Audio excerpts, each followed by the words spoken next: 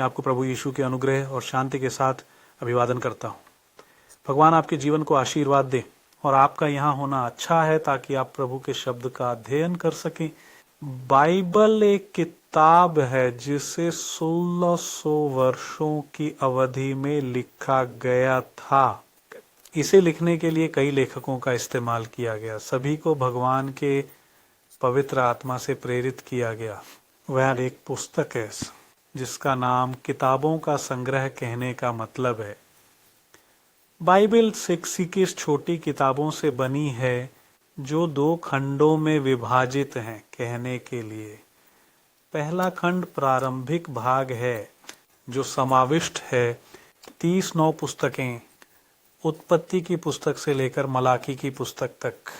दूसरा खंड 27 पुस्तकों को समेटे हुए है और ये मत्ती के सुसमाचार से लेकर प्रसिद्ध पुस्तक प्रकाशित वाक्य, एक कुछ सदियों पहले बाइबल के पाठों की खोज और संदर्भ को आसान बनाने के लिए इस पुस्तक का टेक्स्ट विभागों में बांटा गया है जिन्हें अध्याय कहा जाता है, और ये बदले में छोटे टुकड़ों या उपखंडों में जिन्हें वर्सेस कहा जाता है।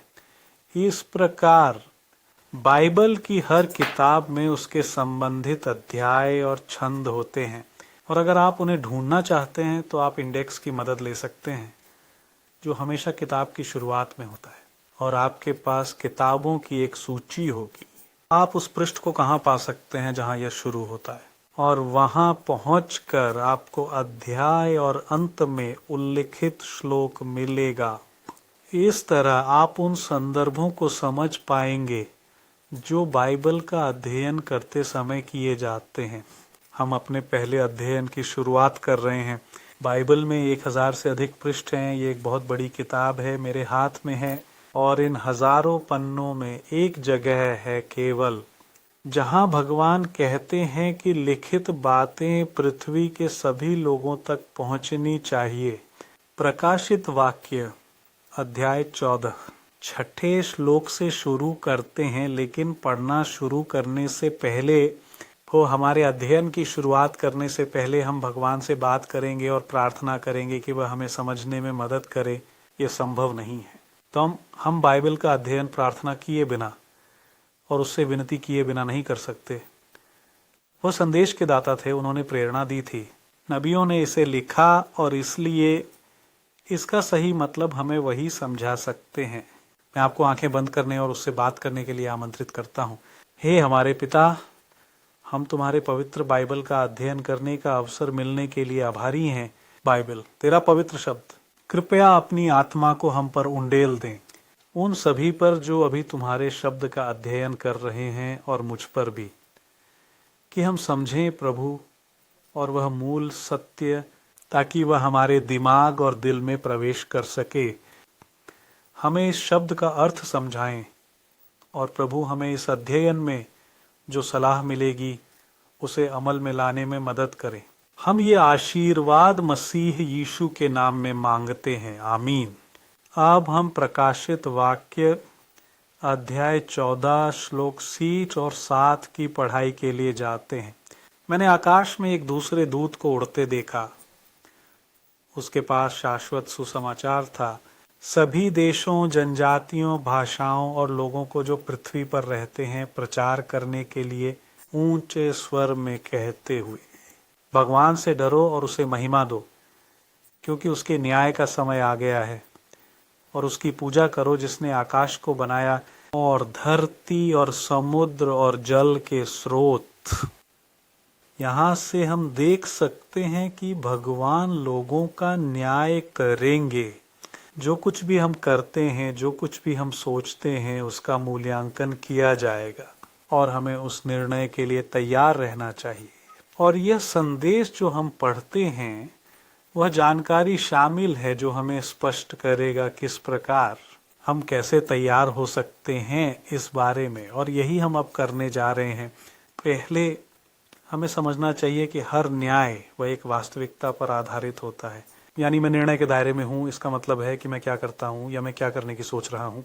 तुलना की जाएगी एक पैटर्न के साथ, और भगवान का पैटर्न यह उसके शब्द में प्रदर्शित होता है। हम साथ में इक्लेसियस्टी की किताब अध्याय 12 अंग्रेजी अनुवाद खोलेंगे। आयत 13 और 14 वहां हमें ये पैटर्न मिलेगा। मेरे साथ चलिए। जितना सुना गया है उसमें अंत सबसे महत्वपूर्ण है। भगवान से डरो और उसके आज्ञाओं का पालन करो, क्योंकि यह हर मनुष्य का कर्तव्य है। क्योंकि भगवान सभी कामों को न्याय में लाएंगे, और यहाँ तक कि जो कुछ भी छिपा हुआ है, चाहे वह अच्छा हो या बुरा,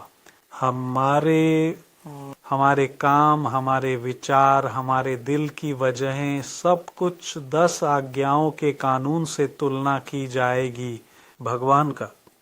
क्या आपने कभी ईश्वर के कानून के बारे में सुना है? अब इसे जानना महत्वपूर्ण है, क्योंकि अगर हमें इसके द्वारा जज किया जाएगा तो हमें इसे जानना होगा।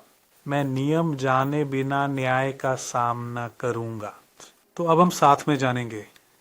मैं आपको साथ खोलने का निमंत्रण देता हूं। निर्गमन की पुस्तक अध्याय 20 हम पढ़ेंगे। वचन 3 से 17 तक भगवान के 10 आदेश। आप घर पर रखी बाइबल का उपयोग कर सकते हैं। फर्क नहीं पड़ता अगर वह कहा जाता कैथोलिक या तथा कथित इवेंजेलिकल व्यवहार में टेक्स्ट समान है। दोनों बाइबलों के बीच केवल एक छोटा सा अंतर है। राष्ट्रीय चर्च में 7 पुस्तकें अधिक हैं। कैथोलिक चर्च की बाइबल में बाकी की किताबें भी यही जानकारी रखती हैं। आइए हम निर्गमन की पुस्तक अध्याय 20 श्लोक 3 पर चलते हैं। पहला आज्ञा, मेरे सामने अन्य देवताओं को नहीं मानोगे। दूसरा, तू अपने लिए मूर्ति की प्रतिमा नहीं बनाएगा। न तो स्वर्ग में ऊपर की कोई समानता, न ही पृथ्वी पर नीचे, न ही पानी के नीचे। तू उनके सामने नहीं झुकेगा, न ही उनकी सेवा करेगा, क्योंकि मैं प्रभु तुम्हारा भगवान, मैं ईर्ष्यालु ईश्वर हूँ, जो बच्चों पर 3री और 4थी पीढ़ी तक माता पिता के पापों का दंड देता है थोड़ी देर में। जो मुझसे घृणा करते हैं उन पर मैं हजारों पर दया करता हूँ। मैं खुद से प्यार करता हूँ। मेरी आज्ञाओं का पालन करो। तीसरी आज्ञा, तुम अपने प्रभु के नाम को व्यर्थ में नहीं लोगे, क्योंकि प्रभु उसे निर्दोष नहीं मानेगा जो उसके नाम का व्यर्थ में उपयोग करेगा। चौथा, सब्त के दिन को याद रखो ताकि उसे पवित्र बनाया जा सके।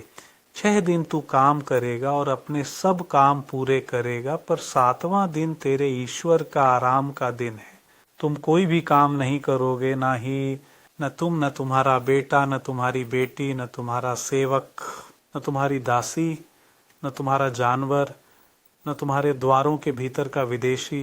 ये क्योंकि 6 दिनों में प्रभु ने आकाश और पृथ्वी, समुद्र और उनमें सब कुछ बनाया, और 7वें दिन वह विश्राम किया। इसलिए प्रभु ने शनिवार के दिन को आशीर्वाद दिया और इसे पवित्र किया।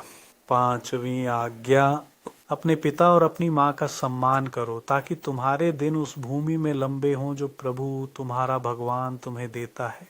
6, तुम नहीं मारोगे। 7वीं आज्ञा, व्यभिचार नहीं करोगे। 8वीं आज्ञा, चोरी नहीं करोगे। 9वीं, अपने पड़ोसी के खिलाफ झूठी गवाही नहीं दोगे। 10वीं आज्ञा, तुम अपने पड़ोसी के घर को नहीं चाहोगे, नहीं उसकी पत्नी को, नहीं उसके नौकर को, नहीं उसकी नौकरानी को, न तो तुम्हारा बैल, नहीं तुम्हारा गधा, नहीं तुम्हारे पड़ोसी की कोई भी चीज। जब हम इन 10 आज्ञाओं का सामना करते हैं और इसे अपने जीवन से तुलना करते हैं, एक सच्चे मूल्यांकन में हम सभी बिना किसी अपवाद के मैं भी एक बात कह सकते हैं, हम पापी हैं, या बाइबिल की भाषा में हम पापी हैं। बाइबल में एक पाठ है, वह पहला जॉन के पत्र में है, अध्याय 3 श्लोक 4। यदि आपके पास वर्तमान पत्रिका में बाइबल का अनुवाद है तो आप निम्नलिखित पढ़ेंगे, पाप कानून की अवहेलना है।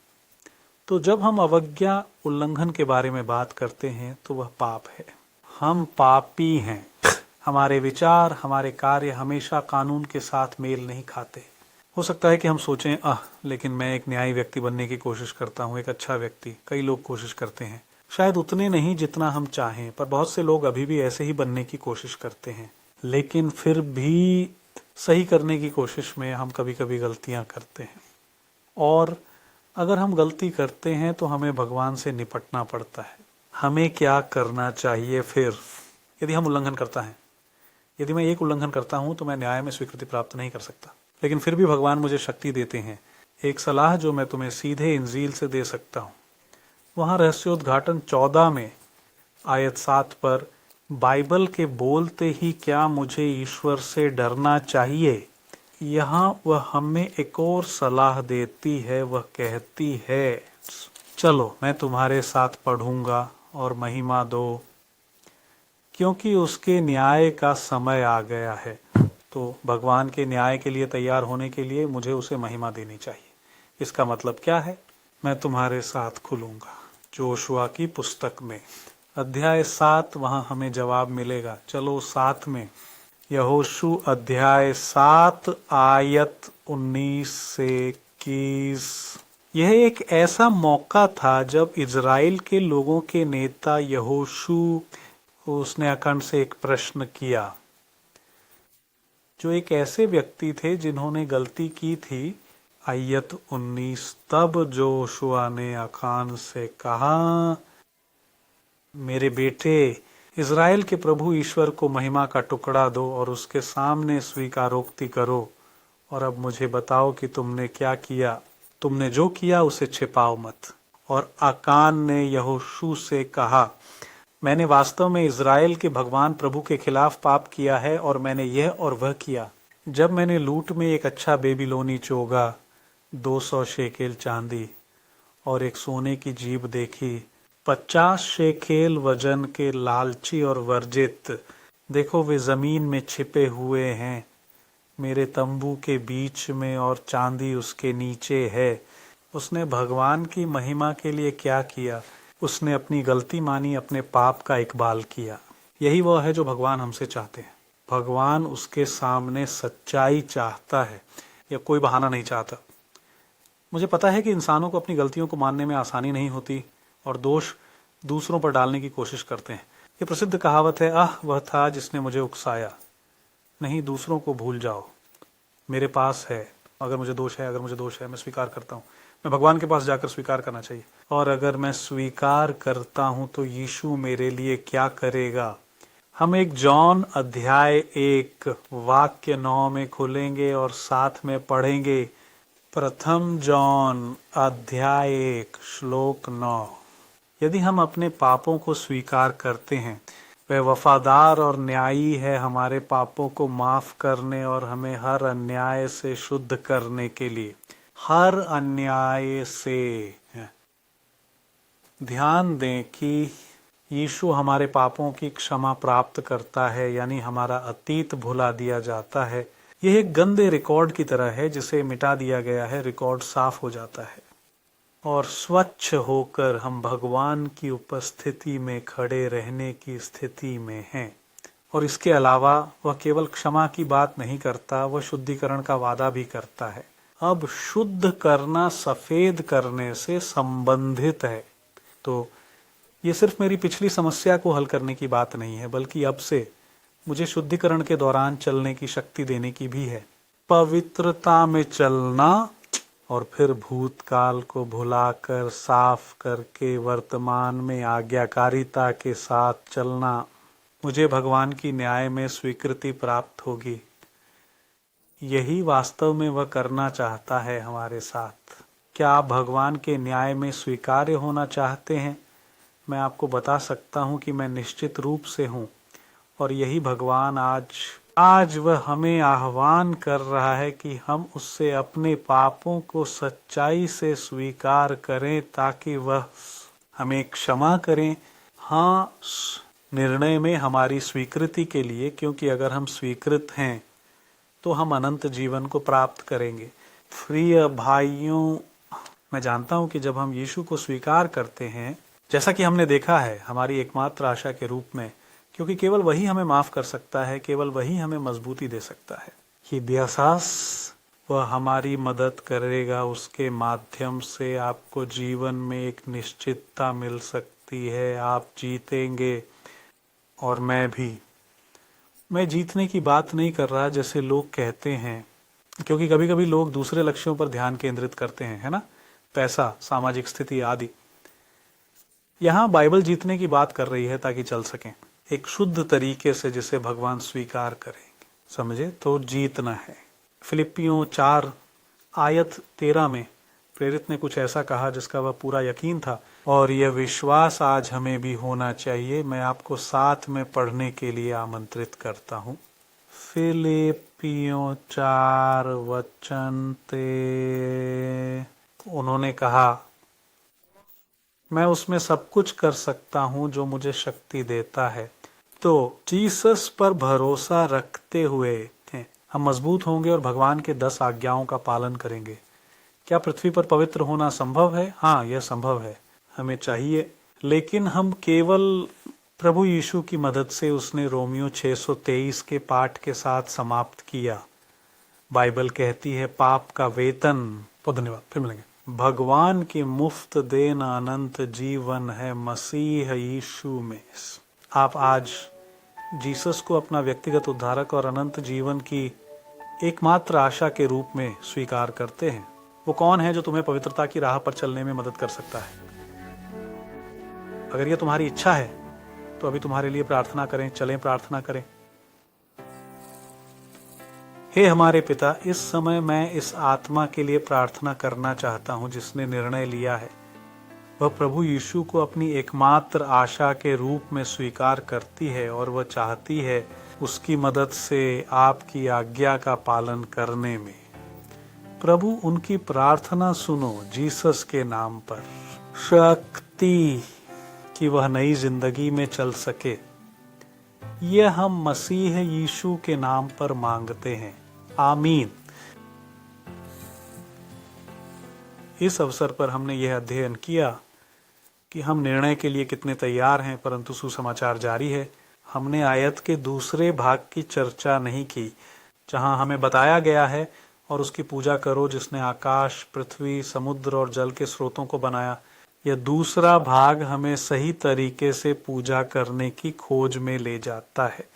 भगवान चाहते हैं कि हम सही तरीके से पूजा करें। क्या हम ऐसा करते हैं, या अधिकांश लोग उस तरह से पूजा करते हैं जिसे वे सोचते हैं कि भगवान स्वीकार करेंगे? लेकिन जो मैं सोचता हूँ कि भगवान पसंद करेंगे, और ये करने में एक अंतर है, और वह करना जो उसने सच में मांगा था। हम पता लगाएंगे कि उसने पूजा के मामले में क्या मांगा है हमारे अगले अध्ययन में। इसलिए मैं आपको अभी से आमंत्रित करता हूं कि हमारे अगले वीडियो अध्ययन संख्या 2 के साथ जुड़े और उसे तलाशें ताकि हम आगे बढ़ सकें। भगवान तुम्हें आशीर्वाद दें और फिर मिलेंगे